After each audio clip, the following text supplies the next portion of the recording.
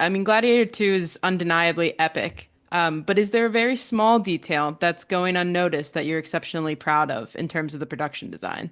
Oh dear. Well, yeah, there's a lot of them around. You have to uh, look carefully and don't blink.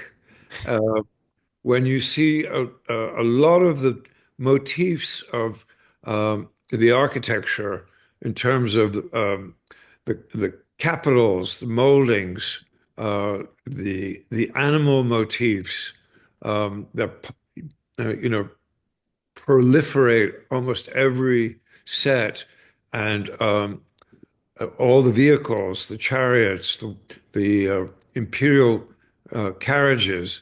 If you blink, you'll miss them. Hmm. And I think we spent a lot of time on the trying to enrich the film generally compared to what we did on the first one, because it's quicker and easier to do it digitally now Hmm. than it was uh, on Gladiator, because that was a handmade film Hmm. and Gladiator 2 was a digital film. Hmm. We have more tools um, that help us do fine carving um, in a more efficient way than we had to do on the first one. Hmm. And you talk about technology, how with CGI being so, easy to use now, when do you decide when it should be computer generated or when it should be something that's physically made? Well, I mean, in consultation with my team, um, in terms of uh, how long it will take to say, for example, we did a monumental statue of Marcus Aurelius, Hmm. um, who is mounted on his horse. It's a famous statue that was in the Campidoglio um, in Rome, and is we had him on the first one, but he was made out of chicken wire and a metal armature and carved out of clay, and then um molds made, and then cast in plaster and resin coated. And it took quite a long time. I think we're talking about over a period of 6 weeks to make that statue. Whereas now you have a small maquette um, of the statue, uh, and you scan it digitally, and you can send that file to a computer controlled cutting machine and have it carved out of medium density foam in a matter of weeks. Mm, wow.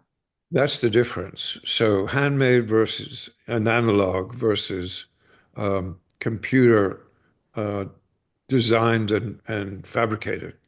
Not to say that we didn't do some very specific uh, pieces out of clay carving in the traditional way, because you get a finer level of detail that way. Hmm. So if it was going to be for a close-up rather than a big wide, then we'd go to the clay and maybe do a section of a foam carved statue for the face and hands. Hands are Hmm. very important to get a finer level of detail.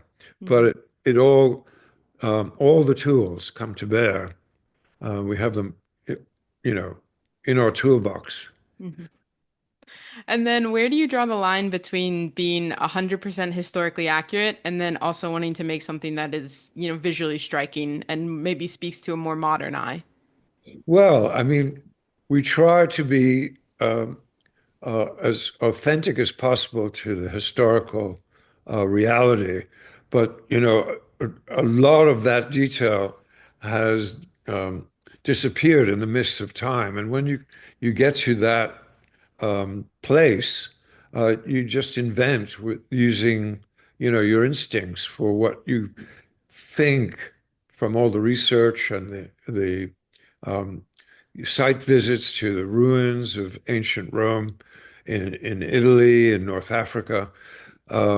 You invent. Mhm. Um, for example, Numidia. There's not a lot available on the architecture of Numidia.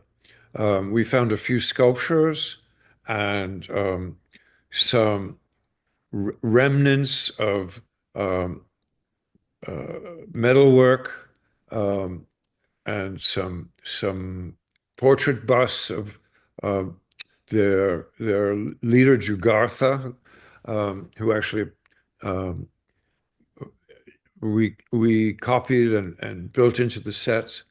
But you assume that I don't know if you know, but Numidia is basically Algeria and parts of Morocco. So we went to the Moroccan indigenous native crafts of the Berbers, who are still, present in North Africa, and we used their motifs of geometry in ceramics, in textiles, and metalwork for our designs as inspiration. Mhm. Yeah. Thank you so much for your time, Arthur. Are we out of time? Oh, I'm We sorry. are, yeah.